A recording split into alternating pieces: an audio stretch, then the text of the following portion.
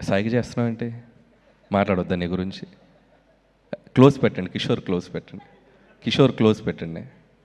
ఏంటి? ఎందుకు మాట్లాడతా?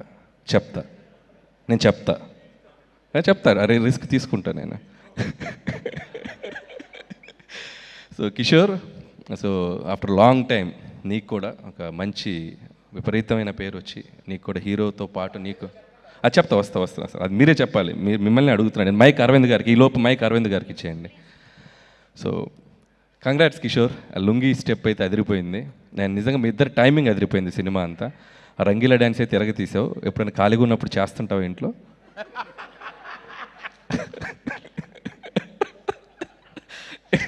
ఫ్యూచర్లో మన ఇద్దరం కలిసి పని చేయాలి, అది గుర్తుపెట్టుకుని మాట్లాడు అన్న.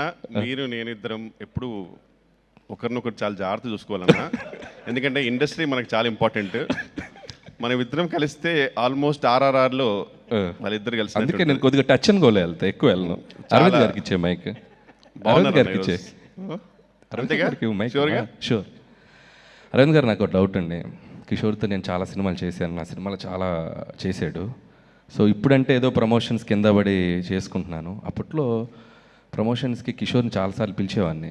దా కిషోర్, రా కిషోర్, ప్రేమగా, ఆప్యాయంగా, ఒక్కోసారి బాధగా, ఏం కిషోర్ రాబట్ అన్న, నాకు ఏం తెలియదన్నా, అన్న నేను కెమెరాల ముందు మాట్లాడలేనన్నా, అన్న నాకు చాలా కన్ఫ్యూజ్ అవుతానన్నా, ఇలా చెప్తుండేవాడు.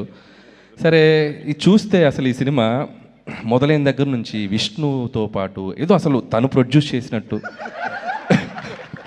తను డబ్బులు పెట్టినట్టు మొత్తం తన మీద భుజాల మీద వేసుకొని ప్రమోట్ చేశాడు. అంటే ఏం చేశారు మీరు? ఎక్స్ట్రా రెమ్యునరేషన్ ఇచ్చారా? ఎక్స్ట్రా కేర్ తీసుకున్నారా? అది నాకు చెప్తే నేను వెళ్ళిపోతాను సార్, అంతే.